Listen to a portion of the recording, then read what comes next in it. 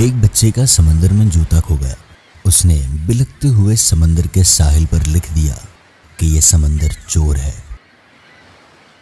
کچھ ہی فاصلے پر ایک شکاری نے سمندر میں جال پھینکا اور بہت سی مچھلیوں کا شکار کیا، تو خوشی سے اس نے ساحل پر لکھ دیا کہ یہ سمندر بہت سخی ہے۔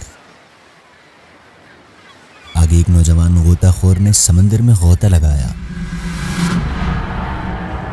اور وہ اس کا آخری غوطہ ثابت ہوا۔ کنارے پر بیٹھی غمزدہ ماں نے ریت پر ٹپکتے ہوئے آنسوؤں کے ساتھ لکھ دیا، یہ سمندر قاتل ہے۔ آگے کچھ ہی فاصلے پر ایک بوڑھے شخص کو سمندر نے موتی کا تحفہ دیا، تو اس نے فرط جذبات میں آ کر ساحل سمندر پر لکھ دیا کہ یہ سمندر بہت دینے والا ہے۔ پھر ایک بہت بڑی لہر آئی اور اس نے سب کا لکھا ہوا مٹا دیا اور اپنے دھن میں لگ گیا۔ بچے کے جوتا گم ہونے میں، نوجوان کے قتل ہونے میں سمندر کا قصور نہیں تھا، البتہ بہت ساری مچھلیوں اور موتی کا تحفہ دینا سمندر کی اچھائی تھی، لیکن سمندر نے سب کو مٹا دیا۔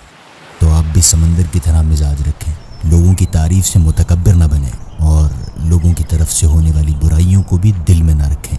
کسی بھی شخص کی بات کو آنکھیں بند کر کے مان لینے کے بجائے تھوڑا غور کر کے اس کی بات کے زاویے کو بھی دیکھ لیں کہ ہو سکتا ہے اس کی اپنی غلطی ہو جس کا الزام وہ سامنے والے پر لگا رہا ہو، اور آپ اس کی باتوں میں آ کر کسی اچھے دوست سے بلکہ بعض اوقات کسی قریبی رشتہ دار سے بھی محروم ہو جاتے ہیں۔